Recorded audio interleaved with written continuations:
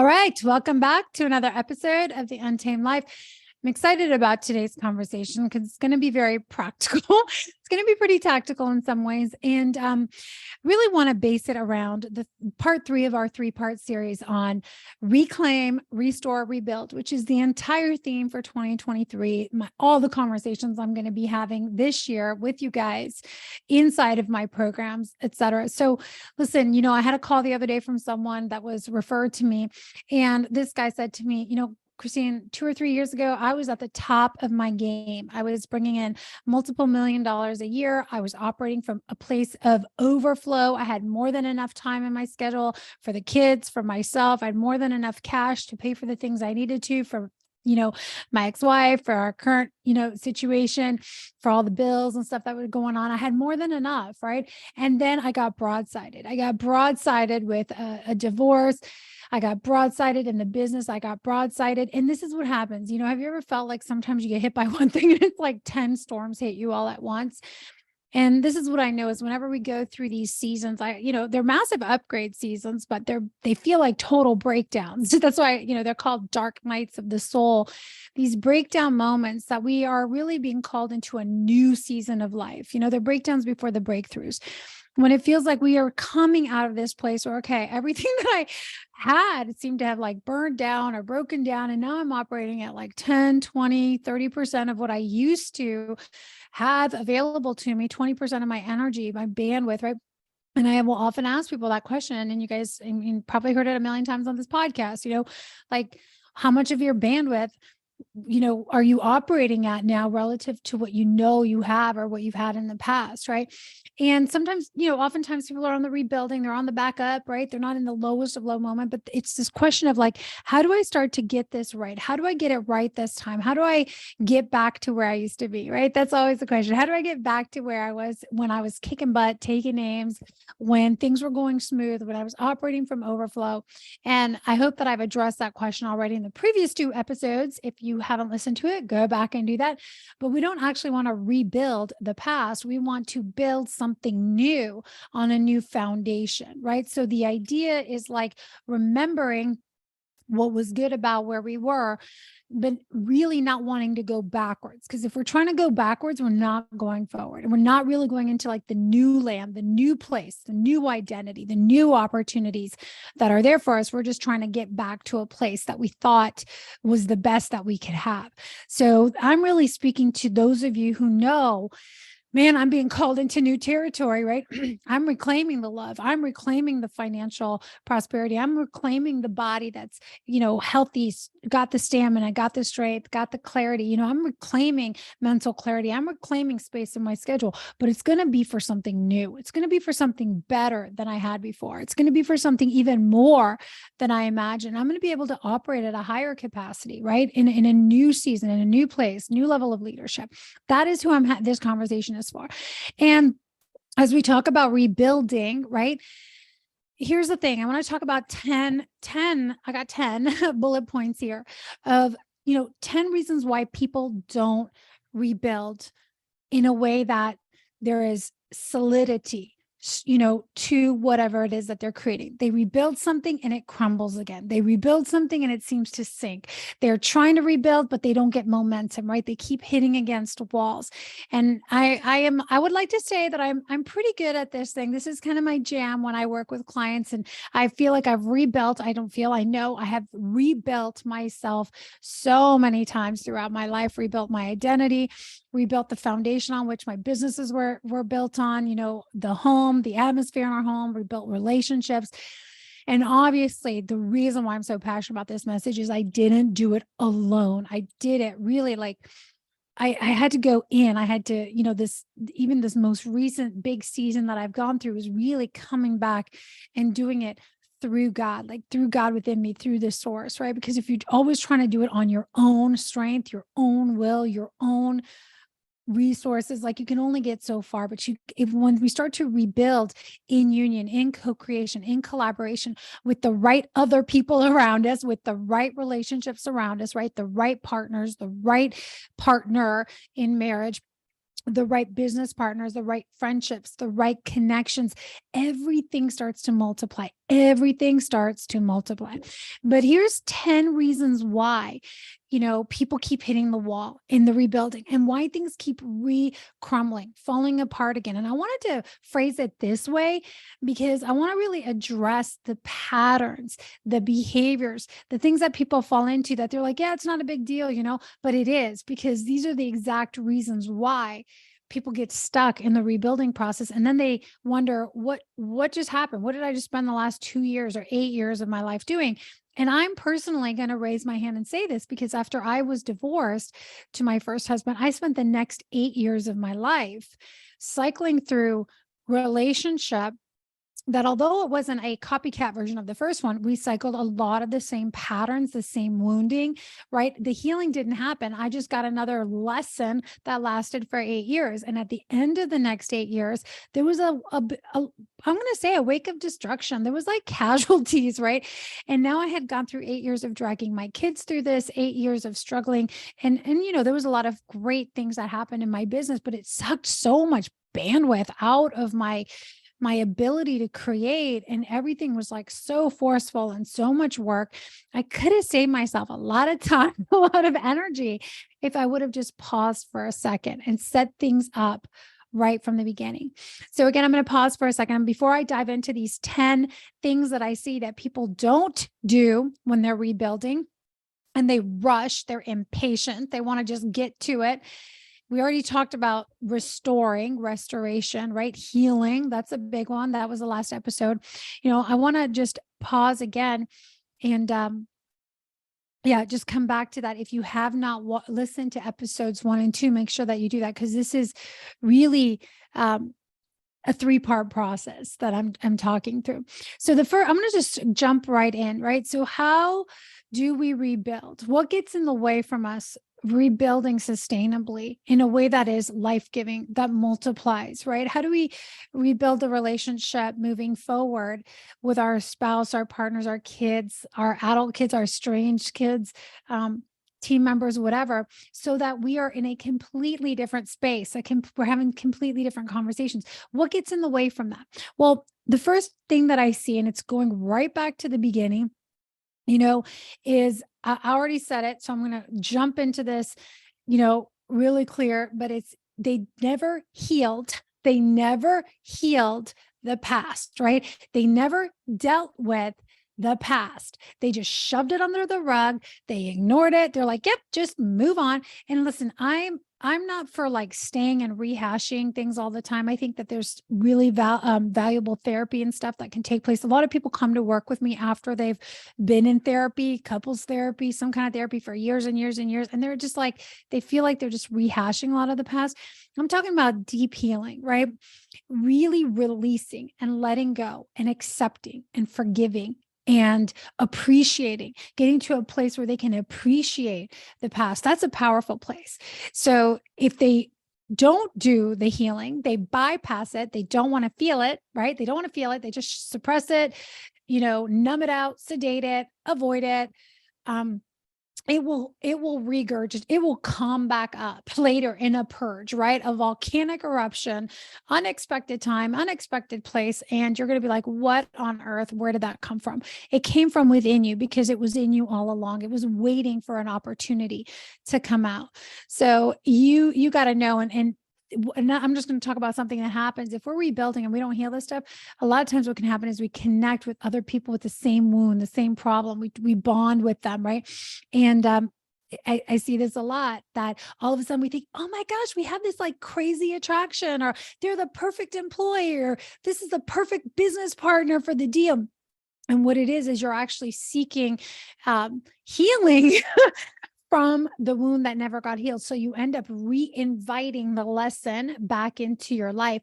And both of you may have had similar backstories in some version, but the wounding never healed, right? So you spend a lot of your time and energy either talking about or trying to avoid repeating the past, which ends up bringing it to the forefront all over again. And here we go. We repeat the lesson. So number 1 is, do not try to rebuild something if you are not committed to doing the healing process and the foundational work of acceptance, forgiveness, and appreciating the past. The second thing here is vision, right? Vision. They lack the vision. They haven't dropped into a place of isolation, solitude, spending time alone, right? Going within and getting clear on like, what is it that I want? What is it that I'm being called to create? What is it that I'm actually wanting to build here, right? Like, or what's coming to me? What is the vision of the future relative to the past, right? And so I just want to say that if we don't have the vision, we will just start doing what everyone else tells us to do, or everything else that we see, right? We'll be starting to rebuild businesses, looking sideways at what the competition is doing. We'll start fixing problems based on the feedback and input of people that are giving us a lot of opinions, but don't have a lot of wisdom, right? Or expertise in this area. Like when I say expertise, I'm talking about lived experience. I really, if someone's going to mentor me or I'm going to pay money to work with someone or hire someone, they better have gone through the fire that I'm walking through. They better have understood at some capacity in some way the core issues, not necessarily the same external stuff, but the root issues that I've gone through. But that's how I hire people, counsel, mentors. Like, I want to know that they live it, breathe it, slept it, like it's in their bones, not just in their head, right? So the vision, when people lack vision, they ultimately, I think Neil Kennedy, I had him on the show a while ago. He said this, and I love the way he said it. Like, when purpose is lacking, abuse is inevitable. Neil Kennedy said that when purpose is lacking, abuse is inevitable. When we are not clear, right, on what it is that we are creating, the vision, right? Over time, abuse is inevitable, right? Abuse inside the relationship, abusing people, disrespecting, not appreciating, right? Taking advantage, whatever. We've got to get clear on that. And this is, again, I don't think people take the time to pause, to pull back, because they're anxious. They're anxious about today. They're anxious about tomorrow. They want to get on with it. We get impatient. And I know this space. Like, I'm a quick start. I like to get things done. I'm like, let's go. I got the idea. I want to move on it now. Instead of really being patient and letting this vision start to come together, getting clear on the what. If you are clear on the what, right? Then the why will start to, or the how will start to come together, right? The next step will start to come together. People want to rush right into how. Christine, how do I do this? How do I communicate? How do I do this? How? And that's fine. We could talk about the how, but if it always comes back to what is it that you actually are creating here? What is it that you're actually building? Do you have a vision for it, right? And the third thing I want to talk about there is the convicting why. Why in your bones? Like, why is it not acceptable to have anything less than this? Do you have a convicting why? I mean, the conviction is what moves us. Guilt paralyzes. Conviction mobilizes. Guilt paralyzes, right? Guilt just has us playing in the tape over and over again. Poor me, victim. How could I do that? We're self-lashing. We're in the shame, blame game, victimizing ourselves, victimizing others, blaming ourselves, blaming others. And there we are in the loop of guilt, shame, and fear. But if we get convicted, if we feel the conviction that says, you know what? I made mistakes. I'm going to have radical ownership over those mistakes. I don't need to, keep the self-lashings. I don't need to beat myself up 20 million ways till Sunday on this. I'm going to own it. And I have conviction to never recreate that again. I have conviction to create something completely different. I have conviction to show up as a different woman moving forward. Conviction is what moves us. And we got to get a little pissed about what we tolerated in the past. Anger is not a bad emotion, right? Anger is actually higher calibrating than guilt, fear, shame, apathy. We've got to get mobilized. We have to reignite the fire within us. So I love having the conversation with people about like, what really pisses you off about this? Like, what burns, what burns you? What do you get angry about? What like hurts your heart, right? And like, we've got to ignite that flame. And again, I'm not talking about creating from a fire under your butt, but as we fan the flame and you get clear on what is no longer for you, what is you're no longer tolerating, why this is no longer okay to be settling in this place. and we clarify the vision, there's this magnetism that happens. It's like this magnetic pull that starts to happen. And we have polarity, which creates contrast. And you're very clear on where you're going, and you're very clear on where you're not going. And like we can move in the right direction, right? So if you don't have a convicting why, if you're like, well, I just don't want to be alone, or, well, I just want to make more money, or, well, I'm afraid retirement is coming and I'm not going to have enough money, or whatever the thing is, or, like whatever the thing is, if it doesn't light a fire in you, it's not convicting. You've heard this Simon Sinek talk on, the power of your why and all of this, but real conviction is something that calls you, that moves you, that inspires you, right? That makes you want to take a stand. That sword that you see in the background, it's like, I want to get it. And I'm like, I'm forging the way forward, right? People lack that level of conviction. And that's why they waver. They get wishy-washy. They compromise. They get derailed, distracted. They're easily led astray. They're actually, led to go sideways, because they don't have any conviction. They don't even know what they stand for. They don't know what they stand for, which brings me into the next one, which is that they don't have any standards or values established. One of the great bodies of work, which I love, is asking people like, what are your values in this season of life? Because here's the thing, beliefs change. Values are pretty ingrained, but even values, how we define them, evolves over time. How you define, right? You might have a value system of freedom, or a value system of growth, or a value system of,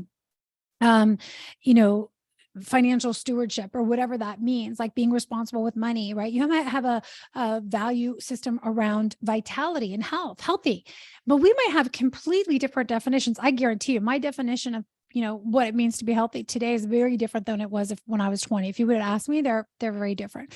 So, reestablishing in each season, what are your values? Like, what are your standards?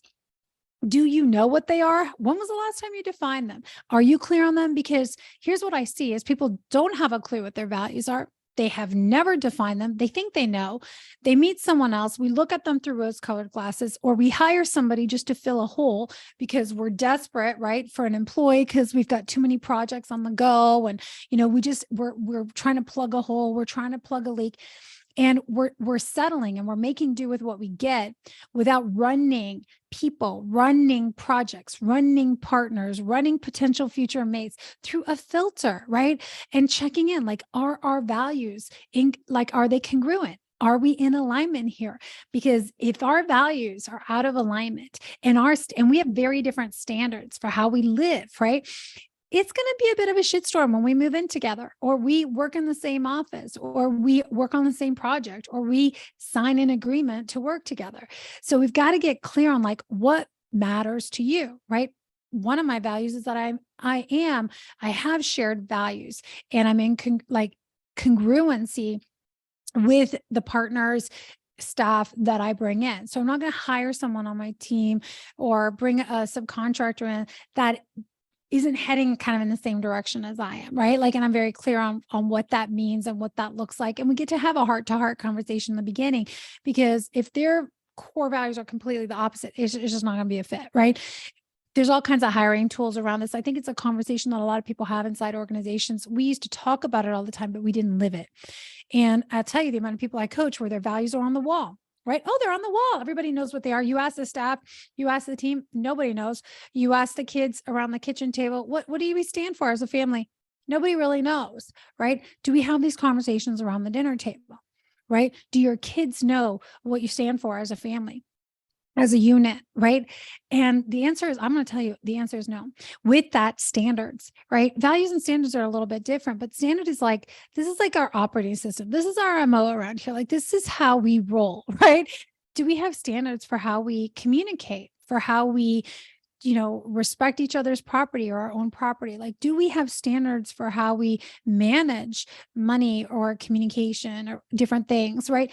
How we take care of our bodies, protocol. And again, this might sound a little bit like legalistic, if those of you who know me personally, or you have followed me for some time, I'm all about freedom and flow and flexibility and like having lots of spaciousness. And also I know that the more you want to create, the more creative power flows through you, the more you allow God to work in you, the more structure and support you need in your life, right? The more structure you need. It's just like that riverbanks. They need to be solid, right?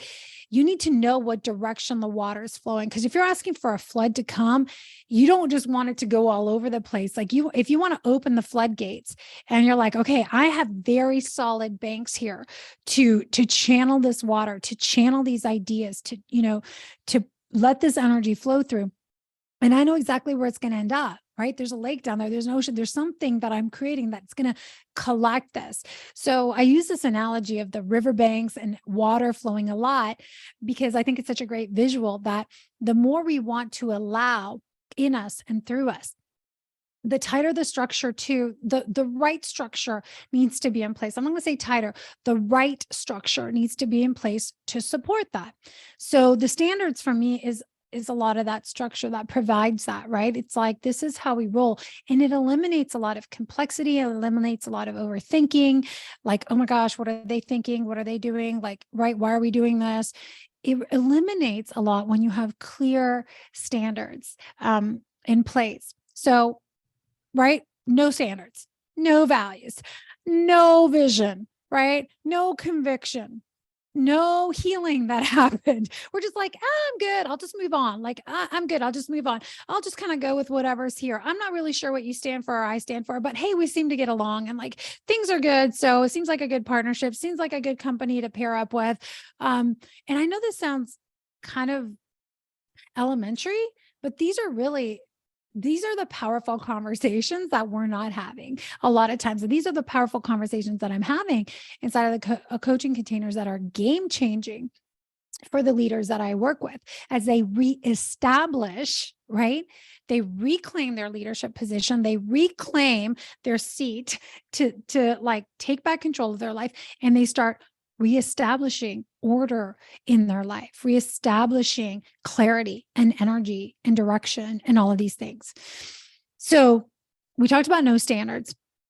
And along with that, I would say that, no focus, right? We are not intentional with our communication. We're not intentional with how we want to experience our time or our days.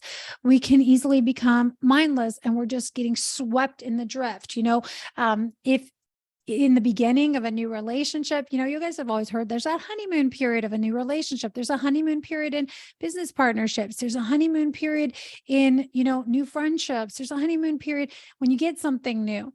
But when that starts wearing off a little bit, right? And maybe you start to see some of the kinks and the challenges and stuff like that. Like it's easy to get distracted or derailed or whatever. But if we can come back to like, look, what are we consciously creating here? Where are we headed? What do we stand for? Our focus can be channeled on the right things at the right time. We can be intentional in coming back to what matters. When conversations get derailed, instead of getting caught up in the minutia of the moment, the drama of what's going on with their exes or your exes or the kids or whatever, instead of getting caught up in the details and the drama, we can bring it back intentionally to what actually matters. So this is why people don't rebuild successfully, is that no intention, right? Or we set an intention, but then we don't hold it. We don't hold the intention through action, right? So focus comes by setting an intention and then protecting the space.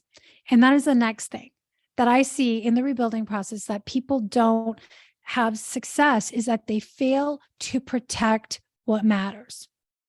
They fail to protect what matters. And I talk a lot about this with the men, but women too. Like, we have to protect our energy. We have to protect who has influence over us. One of the key areas that I talk with new couples about, and couples who are reestablishing a healthy dynamic inside of their relationship, is being very aware of who they allow to have opinions about their relationship, to who they allow to have opinions about their business, to who they allow, who gets their ear, who has their influence, who they share with, right? Do not talk about your partner to other people. Do not talk about your problems, right? we've got to become fierce protectors of the thing that we're preserving. And the protection is like, it's not so much about, oh, I want to keep everybody out, right? It's about preserving the integrity, the wholeness, right? The restoration, the thing last episode I talked about restoring. We're here on coming back to wholeness. So if I'm nurturing something back into wholeness and I'm going to preserve the integrity of it, right? I'm going to preserve it. I've got to protect the environment.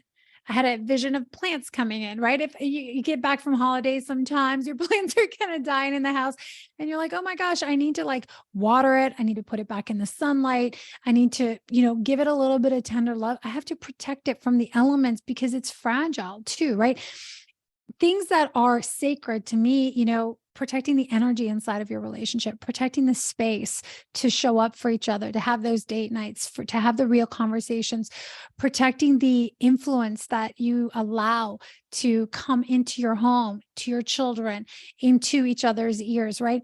Very, very cautious about when I support people who are navigating challenges, especially with families who have a lot of opinions, and family drama is a real thing. Okay. But so is drama inside organizations. It's like, are we people who entertain gossip, or are we people who just shut it down and we protect, the integrity of conversations? We protect people's, what's the word I'm looking for? Reputation. Like, we're not going to just talk about people without them being in the room. We honor the person, right? We honor going direct to source instead of circumventing and avoiding and going around. So what is it that you get to protect? This is the thing that people don't do. They don't become protectors of what matters, right? They just allow people pleasing, still people pleasing. I did an episode on people pleasing. Go back and watch it. When you are trying to tread on eggshells and please everybody because it's new and you want everybody to like you and you're in a new position, like, we got to be careful of that pattern, because then we don't protect what matters. And that's what causes things to break, right? It causes infiltration, division, decisiveness, grumbling, murmuring, complaining, which eventually now you got a bigger problem to fix. It's like misunderstandings. That's not what I meant. That's not what you said. I heard this, you said that. We can eliminate all of that excess noise. Okay. So not protecting. The last two I want to talk about is, the ninth reason that I see people really struggle in rebuilding is that they do not understand, extend grace. They do not understand or extend grace. They don't give grace. They don't receive grace. They don't understand how grace works, what grace is. Grace is, given when someone messes up, not because they deserve it, but because that's what grace does. Grace says, you know what? I know that your heart maybe had different intentions. You didn't mean to do that, or maybe you did, but I'm going to give you this one because I love you. I see your heart. Grace is like, I'm going to give you one here, and I'm just going to love you through this challenge, right? Sometimes we lose our temper. Sometimes we say things. Sometimes we do things. Sometimes we mess up, right? And I do believe that we've got to ask for forgiveness when we need to, when we do things that we have awareness that we did wrong.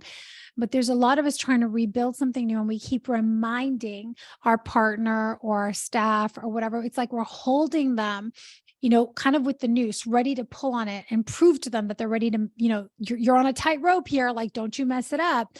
And I think that I know that there's a different way to create a solid structure that can support people and give them the right amount of play and room, while also giving them the grace to have room to mess up a little bit, and to not be terrified of taking action, to not be terrified of initiating.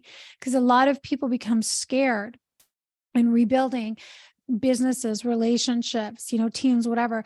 They're terrified because somebody up top, or somebody that has power over them, or they've given power of them, is just got this whip ready to crack over themselves. And sometimes that person is us. We are so unforgiving of ourselves. We're so impatient with ourselves. We're so unjust, unmerciful with ourselves. We become so critical of ourselves that we don't receive grace for ourselves. Therefore, it's very difficult to give it to someone else. We're not compassionate with ourselves. We don't really develop inner standing. Therefore, we don't have understanding, right? And true love, true union cannot exist without grace. Okay. The last one I want to talk about is patience. And there's lots of things that I could add to this list, but these were just, some of the big ones that came through. A lot of the process that I work through with people as they're rebuilding is cultivating vision, getting really clear on what they're convicted about, why it matters so much, becoming fierce protectors, creating standards, redefining their values, creating tight rules of engagement, and structure so that they can focus on the things that matter. And learning the art of forgiveness and grace. And finally, patience in the process, which ties with grace, but I'm going to put patience in listening, patience in communication, patience in the timing, patience in the process. And what I mean by this, you insert the word surrender if that resonates with you, pacing. But to me, patience is so key because, again, I'm someone that likes to, if I'm not careful, I can rush processes, right? Like I get really excited. I have a lot of excitable energy. I have really good intentions, but sometimes I can get really impatient, get frustrated with myself, with others, and I'm now like rushing people along. I also know that I get to continue working on that because I hate it when people are rushing me.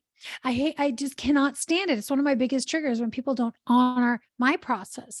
And, it's why I've had to pull back from a lot of different groups I've been part in. I'm very aware of like, okay, honoring where other people are at in their journey while also honoring my own. This has been a huge piece of my inner healing work. I'm always working on it, is really honoring the process, honoring the timing, my timing, of when I feel like it's time to move, God's timing of things in my life, like honoring my husband's timing is different than mine, his process is different than mine.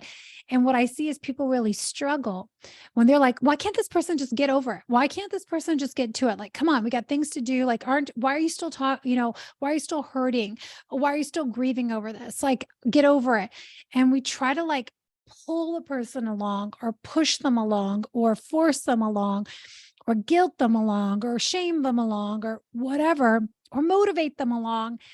And they're just not ready yet. And I see a lot of this happening inside of relationships where, it's well intended, it's well meaning, but it's harmful because it makes the other person feel unseen, unheard, and it starts to create walls. So all of these things, if they go unnoticed or disregarded, they will create miscommunication, confusion, disagreements, friction, and walls that later have to be broken down. And you know what happens when you have walls? You either keep hitting them or you have to break them down or you just go your separate ways, right? They create such a fortress that you just can't, they become impenetrable. So I hope that this really helped you as you're thinking about rebuilding, that you tap into these things and whatever it is that you want to rebuild in your life, check in with yourself. How are you doing in these 10 spaces? Again, this is part 3 of a 3-part series on reclaiming, restoring, and rebuilding. And I think that we are always in this process, of reclaiming, restoring, rebuilding, growing, right? And it's a beautiful journey.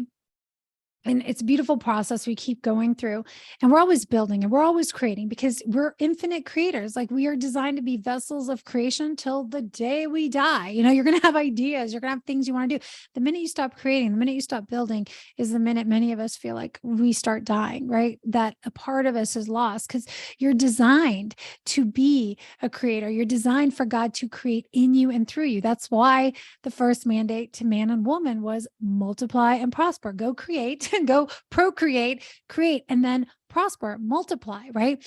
And we create through our work, we create through our relationships, we create through our ideas. And if you are not creating or building the life you desire right now and you keep hitting walls, I really invite you to tune into these things. Also, we have our upcoming Warriors of the Heart, our initiation, our new community structure. I really am on fire right now to create a community to support you guys, my listeners. The book is coming out this year. I want to create a space where you can come that is accessible, not a high ticket coaching program, but something that is, an investment for you to join where you can come and be surrounded with other men, other women on their growth journey to deeper, richer, more meaningful relationships, right? Heart-centered missions, like doing the inner work, rising together as leaders and powerful co-creators. And so there's a couple different tiers of engagement, a couple different levels that you can get involved with. If you'd like to learn more about the Warriors of the Heart community, including the initiation, which is that initial training and mastering of the reclaiming and restoration and rebuilding process, you can click on the link below to learn more about that, to get all the details. And I want to thank you all for being here. Again, I'm going to quickly just go through those 10, and then I'm going to let you guys go. So top 10 reasons why people fail to rebuild successfully is number 1, they never healed, right? They never healed the wounds that caused the breakup in the first place, the breakdown in the first place, right? They never addressed, they just pressed on, and they will relearn the lesson. AKA, if you don't learn it the first time, you'll get it as many times over as you need to until you finally get it. The second thing is they don't create a vision. They don't allow the vision to come to them. They don't get clear on what that is. They don't have a convicting why, right? They don't have conviction deep inside. They don't have clarity on what they're building. They don't have standards and values, right? They're not clear on their values and haven't defined them. They don't create standards for how they will show up, how they will operate, right? Think of your standards as your operating procedures. Like it gets to be this or better, right? But we're certainly not going to show up less than. They don't have focus, right? They're not intentional on navigating their days, their conversations, just like randomly going through things, right? No protecting what matters most. Boundaries, loves boundaries, right? When I say protecting, like there's a space that is protected. There's boundaries in place. There is grace. Those of us who struggle with rebuilding, we are probably struggling with grace. And lastly is that patience piece, right? Like, how are you doing in the patience department?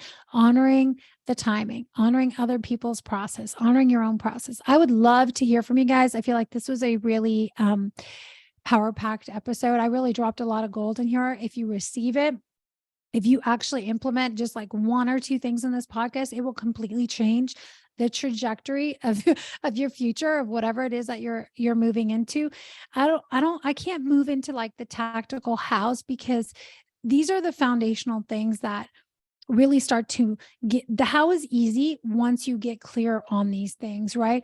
The how, the next step, the what to do, it starts to drop in pretty easily. The reason why there's so much confusion, complexity, mental fog is because something here is out of order.